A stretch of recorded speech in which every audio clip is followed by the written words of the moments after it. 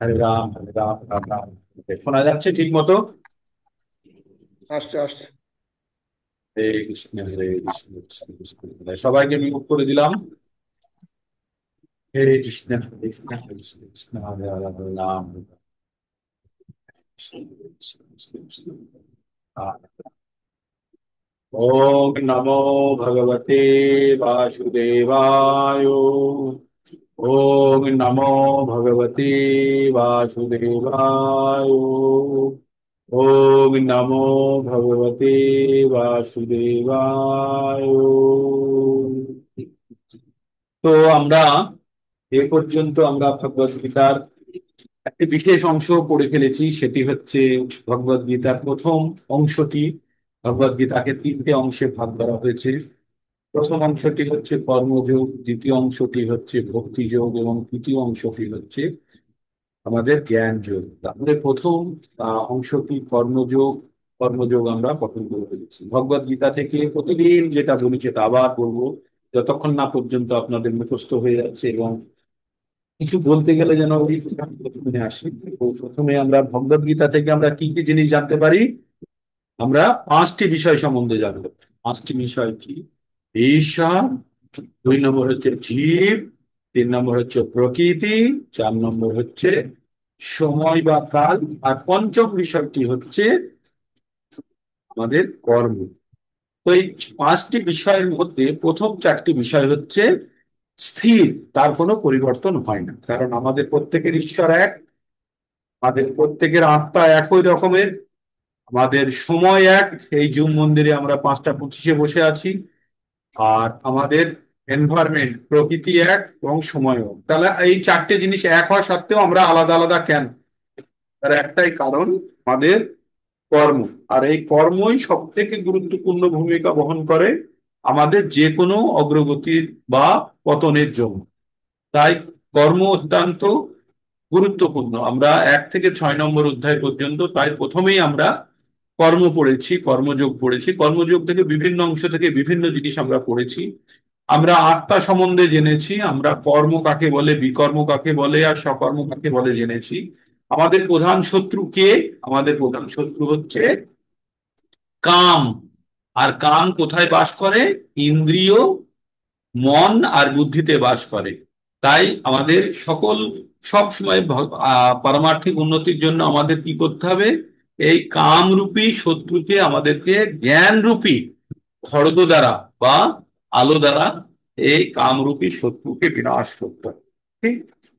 তো এই কামরূপী শত্রুকে বিনাশ করতে গেলে কি করতে হয়? কাম কোথায় থাকে?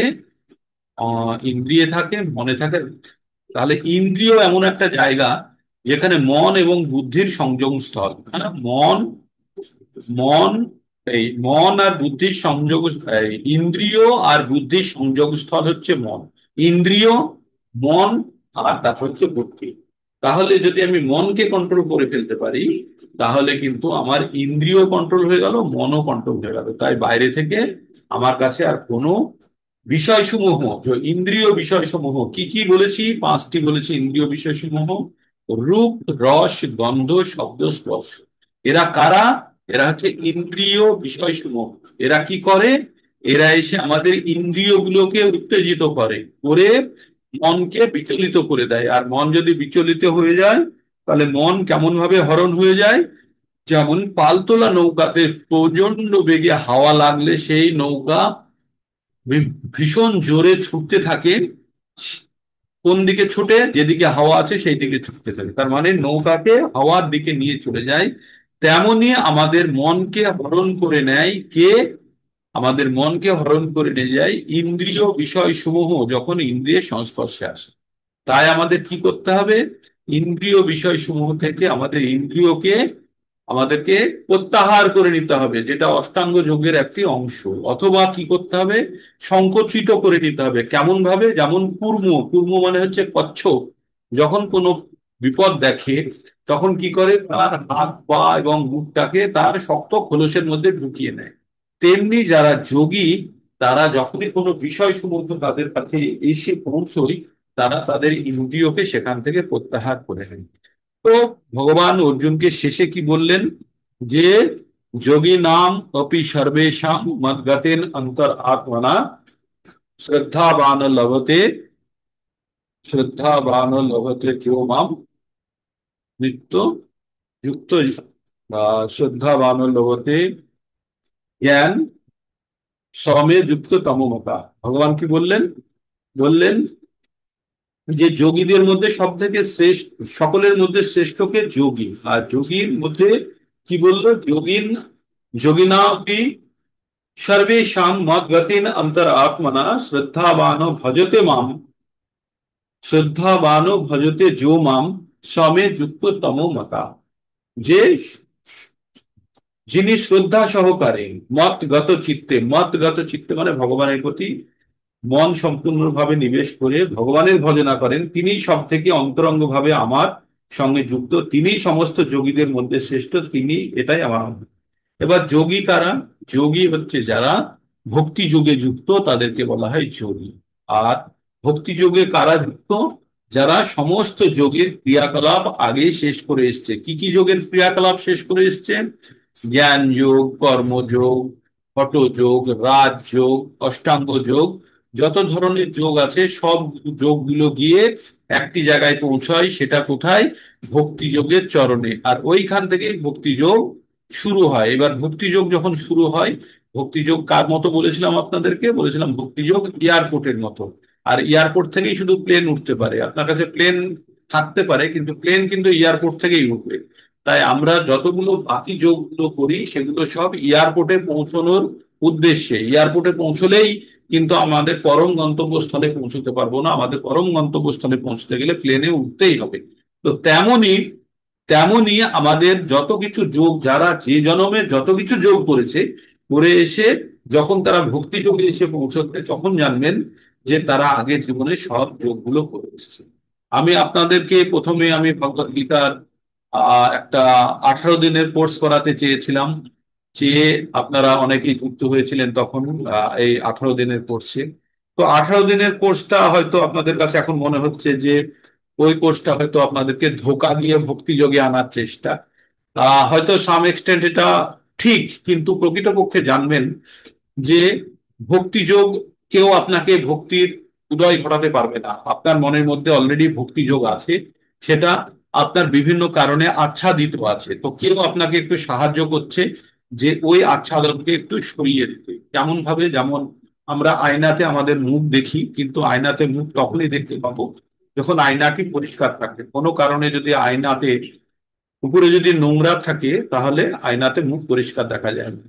তো তেমনি আমাদের কাম রূপী বাসনা সব সময় আমাদের শুদ্ধ আত্মাকে আবরণ দিয়ে রেখেছে। তাই ভগবান একটা উদাহরণ দিয়ে বলেছিলেন যে কাম আগুনের উপরে যেমন ধোঁয়া, আয়নার উপরে যেমন নোংরা, আর গর্ভের মধ্যে যেমন সন্তান, এগুলি সব সব বদ্ধ অবস্থায় আছে।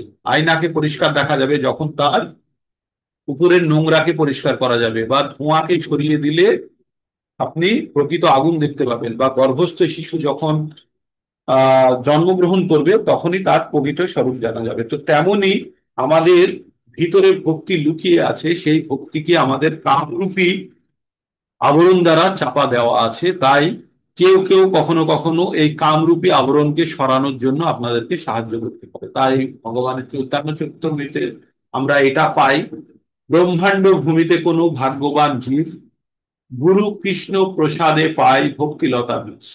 মানে এই যে আমরা সকলে অত প্রচুর জনসংখ্যা আছে, তার মধ্যে দেখবেন কারো কারোর মধ্যে ভক্তি লতা বীজ, যে আমাদের প্রত্যেকের মধ্যেই ভক্তি আছে, কিন্তু ওই আবরণটাকে সরিয়ে দিয়ে আপনার ভিতরে যে বীজ আছে সেই বীজের অঙ্কুর হবে এবং পরবর্তীতে বৃক্ষরূপে পরিণত হবে। যেমনটা আমি আপনাদের আগে উদাহরণ দিয়ে বলেছিলাম, বাজার থেকে আপনি চানা কিনে আনলেন, শুকনো চানা প্যাকেট এনে জলে ভিজিয়ে দিলেন, 24 ঘন্টা বা 18 ঘন্টা ভেজানোর পরে আপনি ঘুগনি বানিয়ে খেয়ে ফেললেন। 4 দিন পরে 5 দিন পরে দেখলেন ওয়াশ বেসিনের নিচে একটি অঙ্কুর হয়েছে, সেই অঙ্কুরে আপনি দেখলেন অঙ্কুরটা কিসের, তারপরে সে দেখলেন একটা ছোলার গাছ মতো হয়েছে। সেই ছোলাটি এনে একটা টবে বসিয়ে দিলে দেখবেন কিছুদিন পরে সেটা ছোলার গাছে পরিণত হয়েছে। তার মানে ওই ছোলার আটি ওই বাকি ছোলাদের সঙ্গেই ছিল। ওই ছোলাটি, এই ছোলাটির মধ্যেই কি শুধু জীবনী শক্তি ছিল, না ওই ছোলাগুলোর মধ্যেও ছিল? প্রত্যেকটা ছোলার মধ্যেই ছিল, কিন্তু যে ছোলাটি সুযোগ পেয়েছে সেই অঙ্কুরিত হয়ে বৃক্ষে বা আহ গাছ বা ছোট গুল্মতে বা চারা গাছে পরিণত হয়ে, গুল্ম বলা যাবে না, চারা গাছে পরিণত হয়েছে। তো আমাদের প্রত্যেকের মধ্যে ভক্তি লুকিয়ে আছে সুপ্ত অবস্থায়।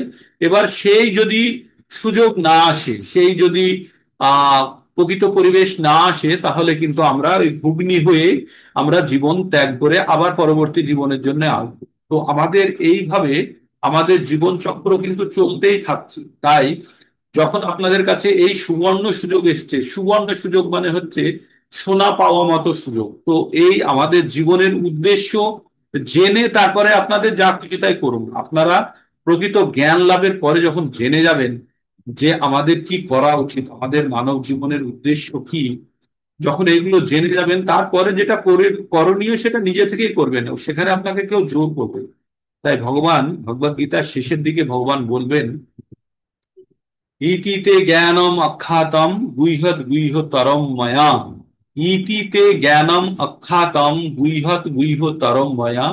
যস্মিশ্র যস বিমিশ্র ইদৎ অশেষণ যথা ইচ্ছসি তথা কুরু। ভগবান তাকে বলছেন 7 নম্বর অধ্যায়ের, এই না 18 নম্বর অধ্যায়ের, এটা সম্ভবত 73 নম্বর শ্লোক হবে। ভগবান বললেন যে তোমাকে, না 63 নম্বর, 63 বা 64, তোমাকে গোপন থেকে গোপন আমি তোমাকে জ্ঞান দিয়ে দিলাম।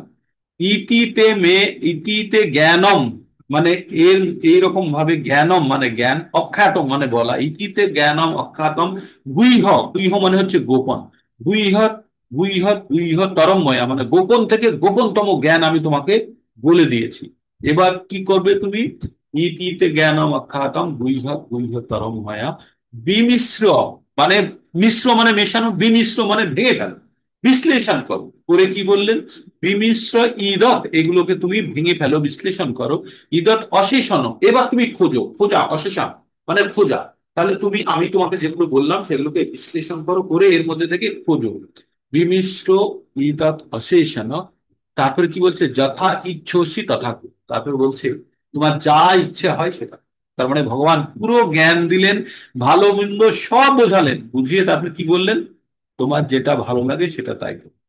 তো আমি আপনাদের কাউকে কোনো জোর নেই, কিছু নেই। ভগবত গীতার জ্ঞান অর্জন এটা একটি স্বয়ং উপস্থাপন করার একটা পদ্ধতি, স্বয়ং জ্ঞান লাভের পদ্ধতি। আপনাদেরকে ভগবত গীতায় যে কথাগুলো লেখা আছে সেগুলোই আপনাদের সামনে আমি প্রস্তুত করি, হয়তো কিছু কিছু উদাহরণ দিয়ে দিই যেগুলোতে আপনাদের ধারণাগুলো আরো শক্তভাবে প্রতিষ্ঠিত হয়। এখানে আমার নিজের কোনো কথা আমি এখানে যোগ করি না। জানবেন আপনারা প্রকৃত জ্ঞান পাচ্ছেন যেটা সম্পূর্ণরূপে পুস্তকে লেখা আছে এবং রাইটার পাবলিশার সবকিছু লেখা আছে। এটা গুরু পরম্পরা ক্রমে প্রাপ্ত। তো এখানে কোনো রকম সন্দেহ থাকা উচিত নয়। তাই আপনারা চোখ বন্ধ করে আর বিশ্লেষণ করার চেষ্টা করবেন না।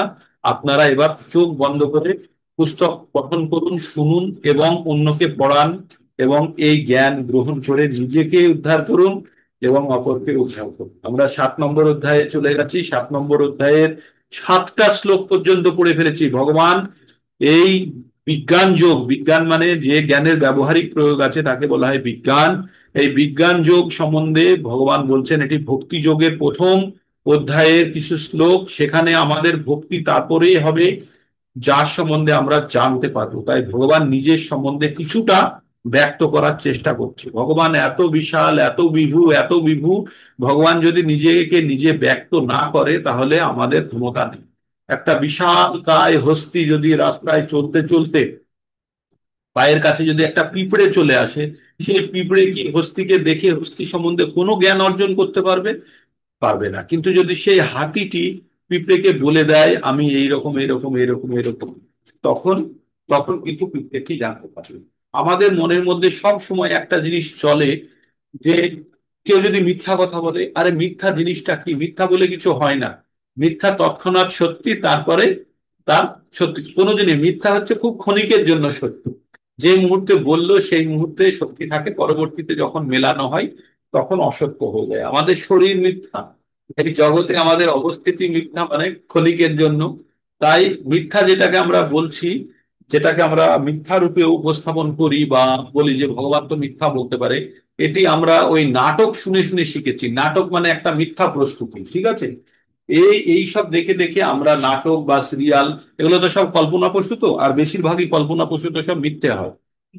আর সেইগুলো থেকে আমাদের মনের মধ্যে একটা মিথ্যা জিনিসের, আগে সত্য যুগে, দাপর যুগে বা এই সমস্ত যুগে কেউ মিথ্যা কথা বলতো না, কেউ বলতে পারতো না, মুখ দিয়ে বেরোতো না, মিথ্যা জিনিস সম্বন্ধে কোনো ধারণাই ছিল না। কিন্তু পরবর্তীতে ধীরে ধীরে ধীরে ধীরে ধীরে মানুষ যখন কলুষিত হতে শুরু করেছে, তখন মিথ্যা কথা বলতে শুরু করেছে। তো এই মিথ্যা আপনার, সেই জন্য আমরা যে কোনো কেউ কিছু বললেই প্রথমেই ভাবি এটা মিথ্যা কথা বলছে না। মানে সত্যির থেকে মিথ্যার জোরে এই কলিযুগে এত বেশি হয়ে গেছে যে আমাদের বিশ্বাসযোগ্যতাকেই নষ্ট করে দিচ্ছে। তাই ভগবান এখানে জ্ঞান দিচ্ছেন ভগবানের সম্বন্ধে। তো ভগবান অর্জুনকে বললেন, তুমি আমাকে মন প্রাণ লাগিয়ে তুমি আমাকে শোনো, তাহলে তোমাকে আর এই জ্ঞান অর্জন করার পরে তোমার আর কোনো জ্ঞানের প্রয়োজন হবে না। তারপরে ভগবান কি বললেন, যে পৃথিবীতে হাজার হাজার মানুষের মধ্যে কারো, কতিপয় কারো ইচ্ছা হয় আমাকে জানার জন্য, আর আমাকে ভগবানকে জানার জন্য। আর ভগবানকে যে জানতে পারে তার সবকিছুই জানা হয়ে যায়, হ্যাঁ। আর এই হাজার হাজার মনুষ্য যাদের জানার ইচ্ছা হয়, তাদের মধ্যে থেকে হাজার হাজার, সেই রকম হাজার হাজারের মধ্যে থেকে কতিপয় এক দুজন ভগবানকে জানতে পারেন। আর যারা জানতে পারেন তাদের কি হয়, জন্ম কর্ম চ মে দিব্যম এবং যে ব্যক্তি তত্ত্বতঃ তক্তা দেহং পুনর্জন্ম নৈতি মামেতি সহ। হে অর্জুন, আমার দিব্য, আমার জন্ম এবং কর্ম অতি দিব্য, এবং এই জন্ম এবং কর্ম সম্বন্ধে যে জেনে গেছে, এই দেহ ত্যাগ করার পরে তাকে পুনরায় দেহ ধারণ করতে হয় না। তারপরে ভগবান বললেন যে আমাদের শরীর কিভাবে তৈরি। ভগবানের দুটো শক্তি আমরা জানি, তিনটে শক্তির কথা বলি, একটা হচ্ছে অন্তরঙ্গা শক্তি, একটা হচ্ছে বহিরাঙ্গা শক্তি, আর একটা হচ্ছে তথস্থ শক্তি। তৎ মানে হচ্ছে মাঝখানে, যেমন জলের তটভূমি বলি না, তটভূমি মানে যে জায়গাটায় জল আসে আবার জল চলে যায়।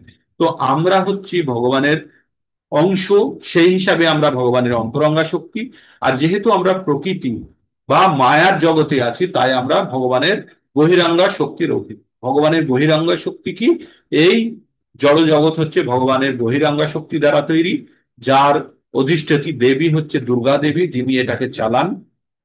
আর ভগবানের অন্তরঙ্গা শক্তিকে, আল্লাদিনী শক্তি হচ্ছে রাধা রানী ভগবানের আল্লাদিনী শক্তি, অন্তরঙ্গা শক্তির অংশ। আর আমরা কি, আমরা কখনো ভগবানের দিকে আত্মা হিসাবে ভগবানের দিকে ঝুঁকি, তখন আমরা ভগবানের দিকে অন্তরঙ্গা শক্তির দিকে যাই। আর যখন আমরা জড়জগতি ইন্দ্রিয় সুখ কার্যকলাপের মধ্যে যুক্ত থাকি ভগবানকে স্মরণ ছাড়া, তখন আমরা আমরা কি থাকি, বহিরঙ্গা শক্তির মধ্যে থাকি। তাই এই যে আমরা সকাল সকাল যখন ভগবানের সম্বন্ধে জ্ঞান অর্জন করি, ভগবানের কথা শুনি, ভগবানের কীর্তন করি, তখন আমরা ভগবানের অন্তরঙ্গা শক্তির সঙ্গে যুক্ত হই। আর যখন আমরা আবার কার্যকলাপে ফিরে যাই, তখন আমরা জড়জাগতিক ভগবানের বহিরাঙ্গ শক্তির সঙ্গে আমরা যুক্ত হই। তো যারা যত বেশি ভগবানের অন্তরঙ্গা শক্তির সঙ্গে যুক্ত হয়ে থাকবে, তারাই ধীরে ধীরে পারমার্থিক উন্নতির দ্বারা জীবনকে তাদের সার্থক করে তুলে জন্ম মৃত্যুর চক্র থেকে বেরোনোর একটু পথে এগিয়ে যাবে। তাই ভগবান বললেন যে তাহলে ভগবানের বহিরঙ্গা শক্তিকে বলা হয় নিকৃষ্ট শক্তি, আর অন্তরঙ্গা শক্তিকে বলা হয় ভগবানের উৎকৃষ্ট শক্তি। তাই এই যে ভগবানের অপরা শক্তি মানে নিকৃষ্ট শক্তিটা কি, ভগবানের হচ্ছে পাঁচ তত্ত্ব। আসলে আমি কালকে আপনাকে 24টা তত্ত্বর কথা বলেছি, যা দিয়ে এই মানব শরীর বা আমরা গঠিত হয়েছি। 24টা তত্ত্ব কি বলেছিলাম, ভূমি মানে হচ্ছে মাটি, অপ মানে হচ্ছে অগ্নি, এই অপ মানে হচ্ছে জল, অনল মানে হচ্ছে অগ্নি, বায়ু মানে হচ্ছে বাতাস, আর খং মানে হচ্ছে আকাশ। তাহলে ভূমি, অপ, নল, বায়ু, খং। তারপর কি বলছে, মন বুদ্ধির বচ, মন আর বুদ্ধি আর অহংকার, এই তিনটে জিনিস নিয়ে হলো সূক্ষ্ম শরীর। আর এই বাকি আগের পাঁচটি নিয়ে, মাটি, জল, আকাশ, বায়ু আর আগুন নিয়ে হলো আমাদের স্থূল শরীর, বাইরের শরীর। আর মন বুদ্ধি অহংকার হলো ভিতরের শরীর। এগুলো সব আমাদের অপরা প্রকৃতি, মানে এগুলো হচ্ছে নিকৃষ্ট প্রকৃতি।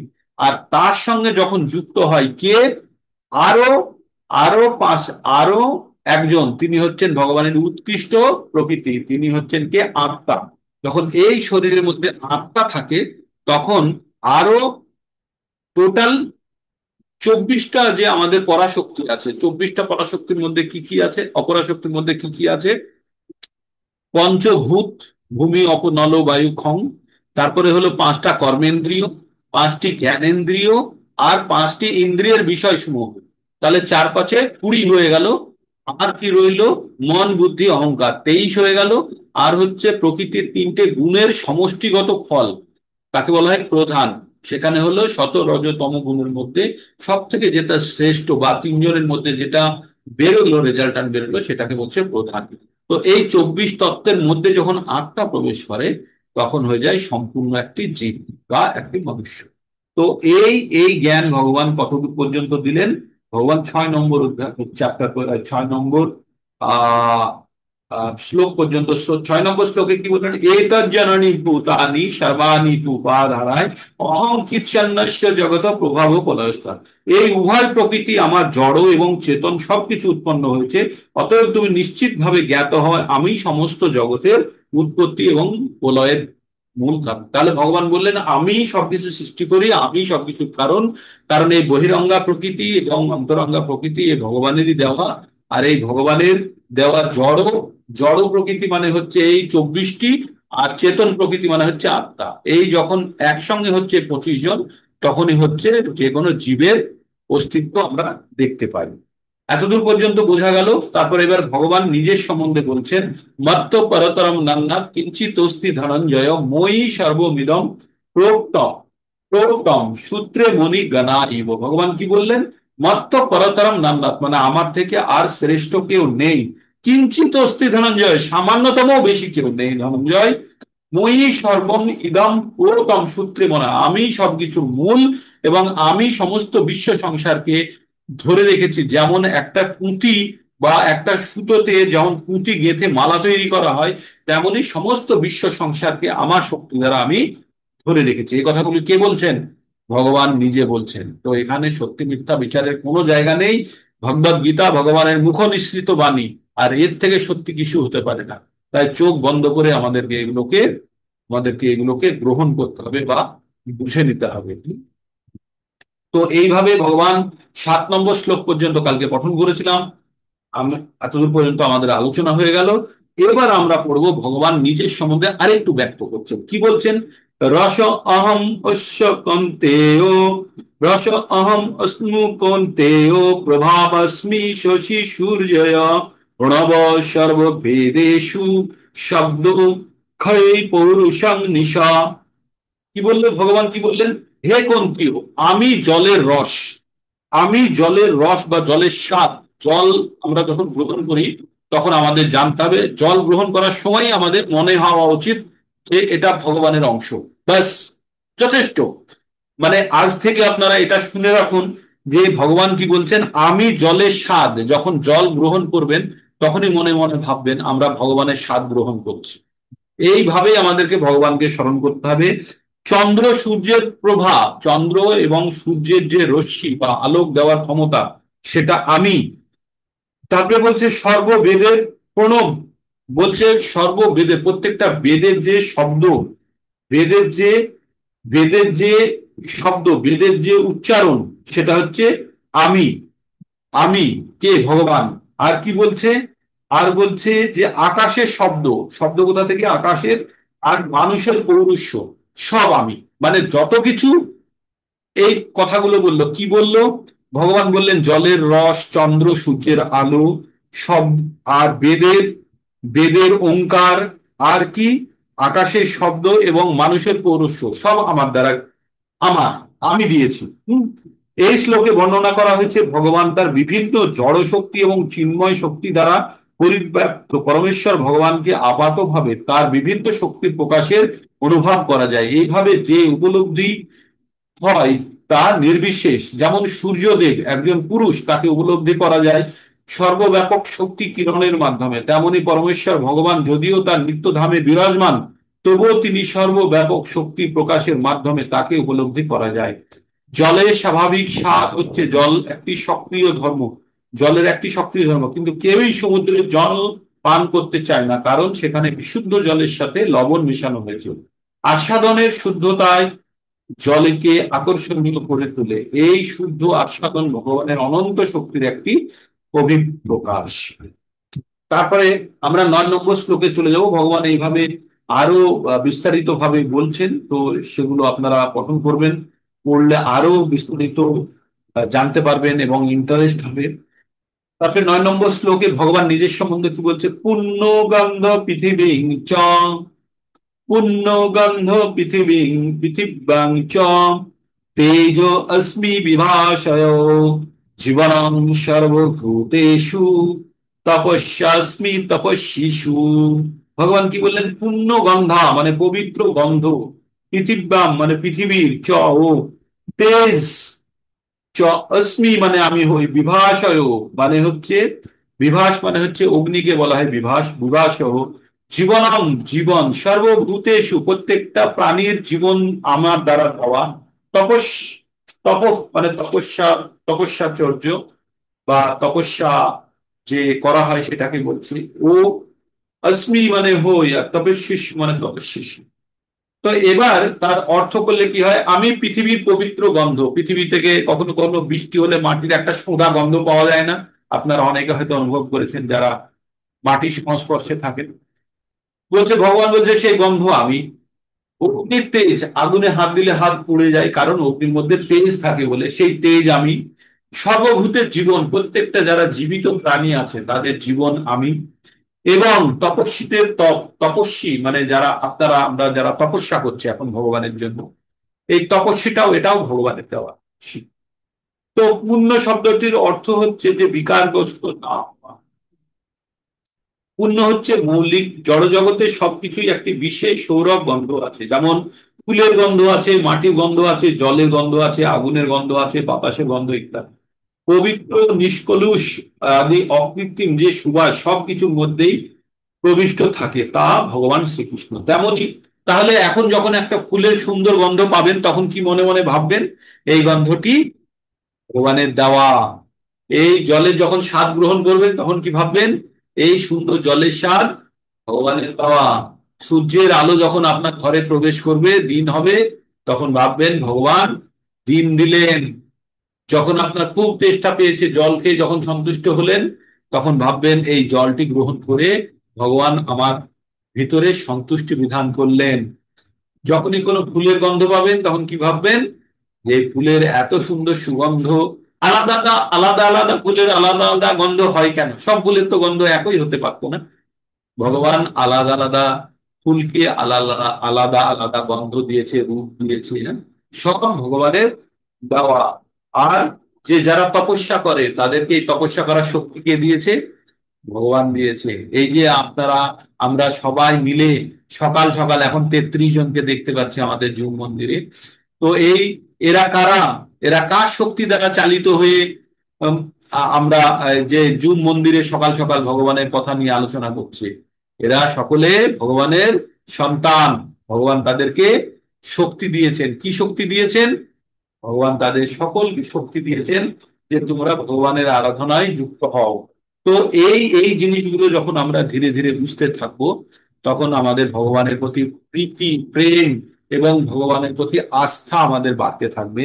তাই এই অধ্যায়ে আমরা ভগবান সম্বন্ধে আমরা জ্ঞান অর্জন করব। কি জ্ঞান অর্জন করব? ভগবান সম্বন্ধে। পরবর্তীতে ভগবান কি বলছে এবার শুনুন। একটু আগে যে কথাটি বললাম সেটি আবার চলে আসছে। বীজং মাং সর্বভূতানাং বিদ্ধি পার্থ সনাতনম, বুদ্ধি বুদ্ধিমতাম অস্মি তেজস্বী তেজোন্য অহম। ভগবান কি বললেন? বীজ মাং সর্বভূতানাং, আমি প্রত্যেকটা জীবের বীজ। এবার বুঝতে পারছেন আমরা কারা? আমরা, ভগবান বলছে আমি প্রত্যেকটা জীবের বীজ। আমাকে সর্বভূতের সনাতন কারণ বলে জানবে। সবকিছুর কারণ ভগবান, আর আমরা ভগবানের কারণে সৃষ্ট। বীজহাম সর্বভূতানাম, প্রত্যেকটা জীবের বীজ হচ্ছে ভগবান। আর ভগবান সবকিছুর কারণ। আমি বুদ্ধিমানের বুদ্ধি, আপনার মধ্যে যে বুদ্ধিমত্তা আছে যার জন্য আপনি ভগবান চর্চা বা ভগবান আহ খ্যাতিকে বারে বা ভগবানের স্তুতি করছেন, এগুলো এই বুদ্ধিটা কে দিয়েছে? ভগবান। আর কি দিয়েছে? তেজস্মি তেজস্বী নামান, আর তেজ যে আদমিদের মধ্যে বীরত্ব, শক্তি, যে ভয়হীনতা, এগুলো কি কে দিয়েছে? এগুলো সব ভগবান দিয়েছে। তাই বলছে আমার কিছু নেই, যা কিছু সব ভগবানের দেওয়া। এই রকম ভাবনা চিন্তায় যখন আমরা উপনীত হতে পারবো, তখনই প্রকৃতপক্ষে আমাদের ভগবানের প্রতি সমর্পণ বাড়তে থাকবে। তো এটার প্রতি আমাদেরকে নিজেকে, যখনই কখনো কোনো জিনিস আপনার সামনে নতুন সুন্দর ভালো মন্দ যা আসছে, প্রত্যেকটা জিনিসকে যখন আমরা ভগবানকে যুক্ত করতে পারবো, তখনই ভগবানের প্রকৃত স্বরূপের দিকে আমরা ধীরে ধীরে অগ্রসর। প্রত্যেকটা মুহূর্তে জানতে হবে যে এগুলি সব ভগবানের দেওয়া। কি কি দেওয়া? ভগবান জলের স্বাদ, আগুনের তেজ, প্রকৃত প্রাণীর জীবন, বেদের শব্দ ওঙ্কার, মানুষের পৌরুষ্য, তারপরে তেজ বুদ্ধি, সব কিছু ভগবানের দেওয়া। পৃথিবীর গন্ধ, ফুলের গন্ধ, সূর্যের তেজ, চন্দ্রের তেজ, জলের স্বাদ, সব কিছু ভগবানের। তিনটে শক্তির মধ্যে কোনো একটি শক্তি বা দুটো বা তিনটে শক্তির মিশ্রণের দ্বারা এখানে দেওয়া হয়েছে। এই শ্লোকটির কথা আমরা আবার পড়বো কোথায়? যে 14 নম্বর অধ্যায়ে গিয়ে পড়বো, যে ভগবান বলছে বীজহাম সর্বভূতানাম বিদ্ধি পার্থ সনাতনম। হে পার্থ, তুমি জানবেন আমি প্রত্যেকটা জীবের কারণ বা জীবের বীজ। তো এই শ্লোকটি আসবে 14 নম্বরে গিয়ে 3 নম্বরে আসবে। তাসাং বর্গ মহাজনের অহম বীজ প্রদ পিতা সর্বজনীষু পন্থেয়, সর্বজনীষু পন্থেয়, 1 মিনিট, সর্বজনীষু পন্থেয়, সর্বজনীষু পন্থেয় অহম বীজ প্রদ পিতা, তো শেষের লাইনটা। ঠিক আছে, দেখি আমি মনে করে বলে দেবো। আমি জাস্ট 14 নম্বরের কিছু না, 14 নম্বরের 3 বা 4 নম্বর শ্লোকে আছে সর্বজনীষু পন্থেয়। আচ্ছা, সর্বজনীষু পন্থেয় মূর্তয় সম্ভবন্তি জ, মানে যত ধরনের প্রাণী আছে, যত ধরনের জীব তৈরি হতে পারে, তার তার আমি আমি তার কারণ। মানে সর্বজনীষু পন্থেয় মূর্তয় সম্ভবন্তি জ, তাসাং বন্ধ মহাজনের অহম বীজ প্রদত্ত। তাই যত ধরনের প্রাণী আছে, যত ধরনের জীব আছে, প্রত্যেকের আমি বীজ প্রদানকারী পিতা। সেই কথাটি এখন আবার ভগবান বললেন। কি বললেন? বীজং মাং সর্বভূতানাং বিদ্ধি পার্থ সনাতনম বুদ্ধির বুদ্ধি মতাম অস্মি তেজস্বী তেজো সা আহম।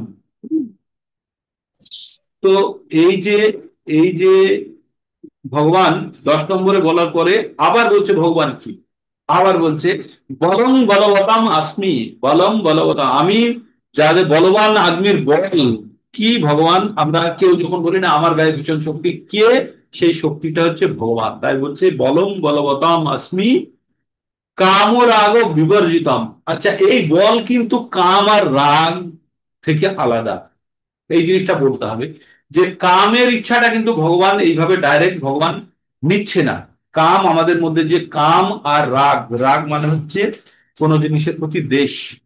তো কাম কোনো জিনিস পাওয়ার ইচ্ছা বা কোনো জিনিসের প্রতি আমাদের যে দেশ, এই দুটো জিনিসের কারণ কিন্তু ভগবান নিচ্ছে না। কি বলছে? বলং বলবতম অস্মি, বলং বলবতম চ অহম কাম ও রাগ বিবর্জিত। আমার গায়ে যে শক্তি আছে, সেই শক্তিটা কামের জন্য দেয়নি ভগবান। তাই বলছে কাম আর রাগ বিবর্জিত। আসক্তি এবং আহ কামনা ছাড়া যে যে শক্তিটা ভগবান দিয়েছে, সেই শক্তির মধ্যে আসক্তি আর কামনা থাকলে হবে না। মানে বলতে পারলাম, মানে আমি যেটা বলছি যে ভগবান শুধু সেই শক্তিটার ভগবান প্রদানকারী, যেখানে কাম, আসক্তি আর ইচ্ছা নেই, সেই রকম শক্তি ভগবান দিয়েছে। পরেরটুকু বললে বুঝতে পারবেন। ধর্ম বিরুদ্ধ ভূতেষু, ধর্মের বিরুদ্ধে যখন কোনো জীব কোনোভাবে, মানে ধর্মের বিরুদ্ধে যখন আছে, তার বিরুদ্ধে লড়াই করার জন্য কিন্তু আমি কাম। কি বলছেন? তার বিরুদ্ধে কাম ও অস্মি ভারতের সীমা, তার বিরুদ্ধে যখন আমাকে লড়াই করতে হবে, তার জন্য ইচ্ছা এবং শক্তি হিসাবে আমি কাজ করব।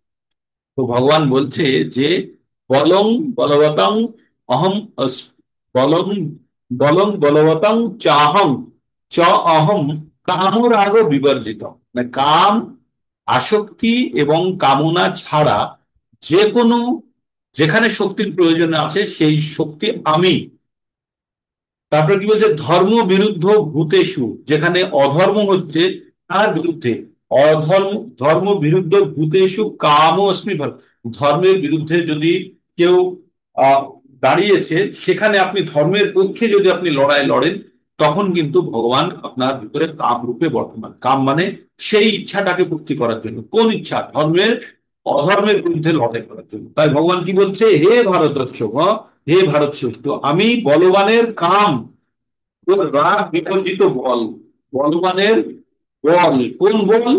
কাম এবং রাগ। কাম মানে কোনো কিছু পাওয়ার ইচ্ছা, এবং আসক্তি রহিত বল। তারপরে কি বলছে, ধর্মের অবিরোধী কাম রূপে প্রাণীর মধ্যে আমি বিরাজমান। এবার ধর্মের, ধর্মের যে কাম, তার জন্য আমি আছি, তার জন্য আমি শক্তি, কিন্তু অধর্মের কামের জন্য আমি শক্তি না। তাই বলছে ইন্দ্রিয় সুখের জন্য যখন আমরা আমাদের ইচ্ছাকে, আমাদের শক্তিকে যখন ব্যবহার করব, তার জন্য ভগবান কিন্তু দায়িত্ব নিচ্ছে না। ভগবান বলছে কাম ও রাগ বিবর্জিত, যে কাম এবং আসক্তি ছাড়া যে শক্তি সেটা আমি। আর ওই শক্তিকে তুমি যদি ভুল কাজে ব্যবহার করো, তাহলে সেটা তোমার দোষ, আমার নয়। হুম? তাই বলছে ভগবানের কর্তব্য হচ্ছে দুর্বলকে রক্ষা করা, ব্যক্তিগত স্বার্থসিদ্ধির জন্য অপরকে আক্রমণ করা না করা। তেমনি কাম ও যৌন জীবনের উদ্দেশ্য ধর্মের অনুকূল, অনুকূলে সন্তান উৎপাদন করা। আমরা এই যে চারটে নিয়ম বলি, চারটে নিয়মের মধ্যে একটি নিয়ম বলি অবৈধ সম্পর্ক। অবৈধ সম্পর্কের মধ্যে বলছে যৌন সম্পর্কটি একটু অবৈধ সম্পর্ক। তো তাহলে তাহলে কি ভগবান যৌন সম্পর্ক করতে মানা করছে? বলছেন না। বলছে এটা একটা প্রকৃতির নিয়ম, আর এই প্রকৃতির নিয়মের মাধ্যমে কখন আমরা এই সংসর্গ করা উচিত? যে সন্তান উৎপাদনের জন্য। হ্যাঁ, যখন সন্তান উৎপাদনের জন্য এই কার্যটি করা হয়, তখন তাতে কোনো কাম বা আসক্তি হিসাবে ধরা হয় না, তখন সেটাকে ধরা হয় যে জীবনের প্রকৃত উদ্দেশ্যে এই কাজটি করা হচ্ছে। তবে উদ্দেশ্যটা কি? একটি ভক্ত সন্তান উৎপন্ন করা। যখন ভক্ত সন্তান উৎপন্ন করার উদ্দেশ্যে যখন কোনো যৌন সংসর্গ করা হয়, তখন কিন্তু সেটা ভগবানের শক্তি। কিন্তু সেটা ব্যতীত যদি নিজের ইন্দ্রিয় তৃপ্তির জন্য যদি এই কার্য করা হয়, তখন কিন্তু ভগবান তার দায়িত্ব হচ্ছে না, তখন কিন্তু এটা কাম ও রাগ বা কাম এবং আসক্তিতে পড়ে যাচ্ছে। তখন কিন্তু ভগবান সেই শক্তির অংশ নয়। তাই আমাদের সেজন্য জানতে হবে, এখানে কি লেখা আছে, প্রভুপাদ এখানে সুন্দরভাবে লিখেছেন, তেমনি কাম ও যৌন জীবনের উদ্দেশ্য ধর্ম, ধর্মের অনুকূলে সন্তান উৎপাদন করা, ইন্দ্রিয় তৃপ্তির জন্য যৌন জীবন যাপন করা নয়। তাই পিতামাতার একান্ত কর্তব্য হচ্ছে সন্তানদের কৃষ্ণ ভাবনাময় করে গড়ে তোলা। যখন আপনার সন্তানকে আপনি ভগবানের নামের, গানের, গুণের সবকিছু দিয়ে কৃষ্ণ ভাবনাময় করে তুলতে পারবেন, তখন জানবেন যে আপনার যে উদ্দেশ্য আপনি সংসর্গ করেছেন, সেই উদ্দেশ্য কিন্তু আপনার সাধিত হয়েছে। না হলে কিন্তু সেটা আপনার অবৈধ যৌন সম্পর্কের মধ্যেই পড়বে।